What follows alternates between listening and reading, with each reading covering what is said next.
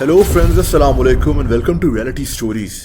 दोस्तों, 4 जनवरी 2010 को गिलगित बल्तिस्तान की हुंजा वैली में एक नॉर्मल सा दिन था। दुनिया के बुलंद तरीन पहाड़ों की ये जगह बेहद खूबसूरत लग रही थी। लोग अपने कामों में मसरूफ थे, लेकिन अब जो होने वाला था वो किसी के फहमो गुमान में नहीं था।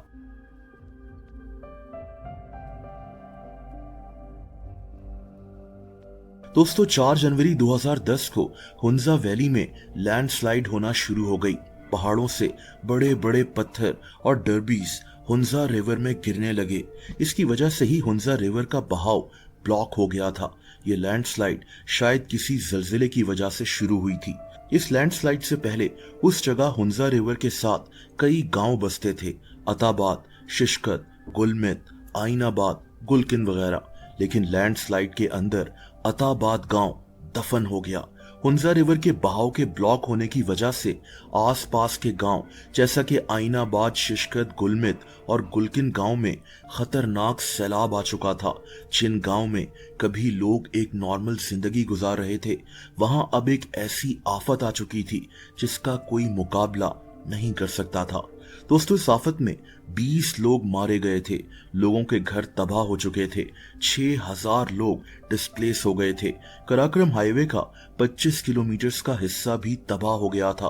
ब्रिजेस, रोड्स, वहां का सारा इंफ्रास्ट्रक्चर खत्म होकर रह गया था। इंसान कितना बेबस होता है, हम कुछ भी कर लें लेकिन नेचर का मुकाबला नहीं कर सकते। एक और बड़ा मसला ये था कि अब 25,000 तक लोग यहाँ फंस चुके थे, क्योंकि रोड्स, दुकानें, बागात, स्कूल्स और कई बिल्डिंग्स पानी के नीचे गायब हो गई थीं।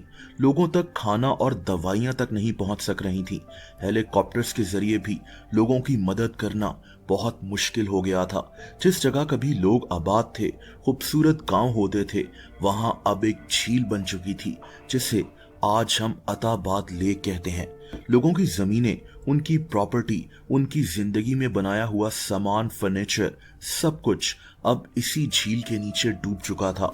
जैसा कि आइनाबाद गांव में उस वक्त 32 घराने रहते थे, लेकिन ये पूरा गांव अब इस झील के नीचे मौजूद था।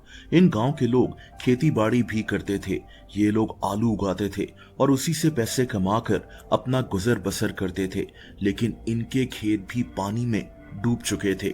इनके पास अब कोई जरिया मुआश नहीं था। दोस्तों, लोगों को इस जगह से निकालना भी एक बहुत बड़ा चैलेंज था। इसके लिए लकड़ी की बोट्स वगैरह चलाई गईं ताकि लोगों को और उनकी जरूरी सामान को किसी और वादी में मुंतकिल किया जा सके। दोस्तों, अताबाद झील के नीचे जो गांव डूबे थे, उनमें सबसे पहले आइनाबाद का गांव का नाम आता है। ये गांव यहाँ पूरी तरह डूब गया था। शिशकत गांव का ज्यादातर हिस्सा भी अब इसी झील के नीचे मौजूद था। गुलमित नामी गांव का 40% हिस्सा भी डूब चुका था। ये गांव एक वादी गुजाल वैली का हेडक्वार्टर था। गुजाल वैली के कई और गांव भी अताबाद झील में डूबे हुए थे, जैसा कि हुसैनी और गुलकिन। दोस्तों, इस आफत के तकरीबन 5 महीने बाद अताबाद झील 21 किलोमीटर तक फैल चुकी थी। इसकी गहराई 330 फीट थी। एक खूबसूरत झील जिसे देखकर इंसान दंग रह जाए, लेकिन इस झील के पीछे एक दर्दनाक कहानी मौजूद थी। लेकिन दोस्तों, जिस झील की कहानी इस ट्रेजिक स्टोरी से शुरू हुई, उसी झील की वजह से इस जगह एक नई इकोनॉमिक अपॉर्चुनिटी पैदा हो गई। यहाँ खाने के स्टॉल्स खुलने लगे, हैंडीक्राफ्ट शॉप्स बनना शुरू हो गईं। इन हैंडीक्राफ्ट और खाने की चीजों को बनाने वाली ज्यादातर लोकल औरतें होती थीं। ये स्टॉल्स उन्हीं लोगों ने शुरू किए थे जो इस लैंडस्लाइड और सैलाब से मुतासिर हुए थे। अताबाद झील की तरफ टूरिस्ट आना शुरू हो गए, जिसकी वजह से इस जगह नए होटल्स भी खुलना शुरू हो गए। इन होटल्स ने वहां की लोकल फैमिलीज से उनकी जमीनें लीज पर लेना शुरू कर दी। इससे भी वहां के लोकल लोगों को बहुत फायदा हुआ। अताबाद लेक पर बोट सर्विसेज भी शुरू हो गई थीं। इस एरिया के लोग गाइड का काम भी करने लगे। दोस्तों, आज इस जगह बकायदा लोगों को ट्रेन किया जाता है ताकि किसी भी इमरजेंसी की सूरत में ये लोग रिस्पॉन्ड कर सकें। यहाँ औरतों को भी ट्रेनिंग दी जाती है कि अगर कोई इमरजेंसी हो जाए तो ये अपने घर में अपने बच्चों वगैरह को किस तरह वहां से निकालें।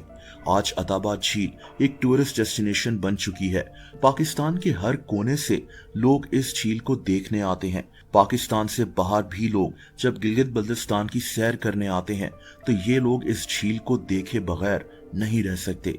लेकिन दोस्तों, इस झील का फ्यूचर क्या है, ये बात भी परेशान कुन है।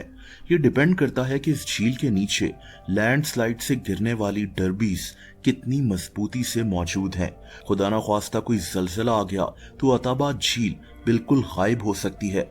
फिर एक ऐसा खतरनाक सैलाब आ सकता है जो गिलगित और उससे भी आगे की जगहों को मुतासिर कर सकता है। इसीलिए इन खतरात के मुतालिक पहले से सोचना चाहिए।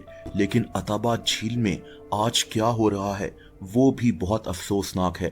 10 महीने पहले एक खबर सामने आई थी कि अताबाद लेक पर बनाए गए एक होटल का एक हिस्सा सील कर दिया गया था। इस होटल का नाम लेक्सिस होटल था। इस होटल को 15 लाख रुपए का जुर्माना भी किया गया था। इसकी वजह यह थी कि इस होटल से अताबाद में आलूदगी फैल रही थी। असल में हुआ यह था कि यहाँ बर्तानिया का एक टूरिस्ट जॉर्ज बकले आया हुआ था। इसने अताबाद झील पर एक वीडियो बनाई जिसमें इसने दावा किया कि लेक्सिस होटल का सीवरेज का पानी और यहाँ के किचन से जो गंदा पानी निकलता है उसको अताबाद झील में छोड़ा जा रहा है। इस लड़के ने बकायदा दिखाया कि होटल के इर्द गिर्द जो झील का पानी था उसका रंग तब्दील था क्योंकि ये पानी आलूदा हुआ था। इस लड़के ने यह भी बताया कि इस जगह खड़े होकर इसको अताबाद झील से बदबू आ रही थी, जिसकी वजह भी यही होटल था। इस लड़के की ये वीडियो काफी वायरल हो गई। लोगों ने सवालात उठाना शुरू कर दिए और तभी लेक्सिस होटल की तरफ से भी एक बयान सामने आ गया। इन्होंने कहा कि जिस जगह जॉर्ज खड़ा था वहां असल में इर्द गिर्द के नालों का पानी अताबाद झील में शामिल होता है। इसमें हमारे होटल का कोई कसूर नहीं है। लेकिन दोस्तों, फिर पता चला कि 1 साल पहले भी यहाँ रूटीन की चेकिंग हो रही थी और तब भी इसी होटल को झील को आलूदा करने पर सील कर दिया गया था। होटल पर जुर्माना भी आयद हुआ था। अताबाद झील में अगर ये सब हो रहा है तो अफसोस ही किया जा सकता है। हमारा मुल्क बहुत खूबसूरत है, मसला सिर्फ सिस्टम का है, प्रॉपर चेक एंड बैलेंस का है। We found out something pretty concerning and disgusting about this hotel. Now, it might seem amazing and beautiful at an initial glance, but we found out some information from a local that the sewage is actually being pumped into the water, and you can blatantly see it here. A clear distinction between the beauty of the blue water and the shite which is coming out from this building. Now, a local guy told you that